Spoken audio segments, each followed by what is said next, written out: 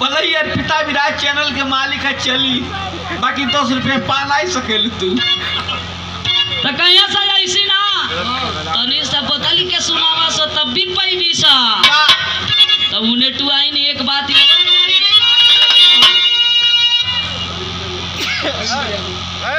ये देखे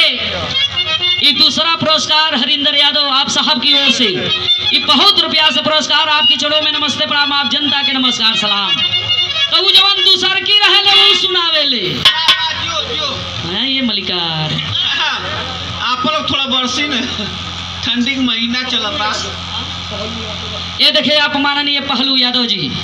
आपकी ओर से 51 रुपया से आशीर्वाद चढ़ो में नमस्ते प्रणाम आप जनता के नमस्कार सलाम। ये देखिए आप माननीय हेमंत यादव आप साहब की ओर से ये 21 रुपया से आशीर्वाद चढ़ो में नमस्ते प्रणाम। ताऊ दूसर के सुनावे का सुनावे ले खोइछा में भेली भूजा कि अरे हाथवा में ठंडा पानी कि अरे कवन दिशा में हरा जोताए तनी बड़ी ढिलाई होली एक और खजुआत रह के काय मलिका अरे कुछ नहीं है मलिका पियर का कुर्तवा देख के ना देखो कनिका जकीटा में को सिक्का नहीं बा यारे खोइछा में भेली भूजा कि यारे हाथवा में ठंडा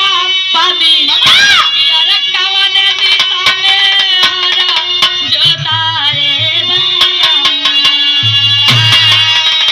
यारे हरा छोड़ा घरे चला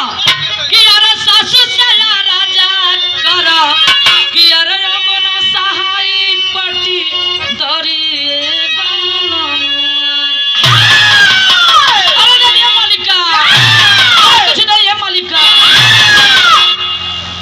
कुछ देवा नहीं कहे भैया भैया के साथ फुटकर नहीं बा तो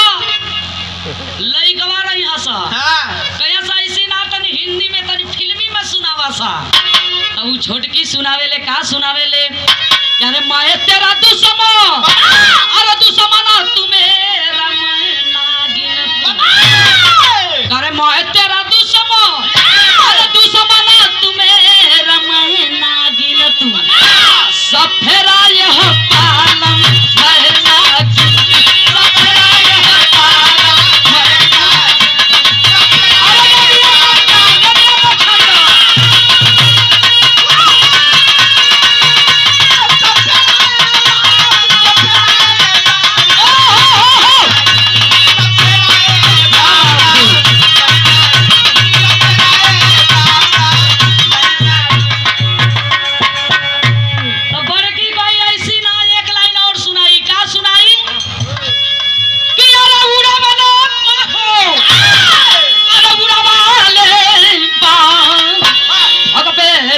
जहाजिया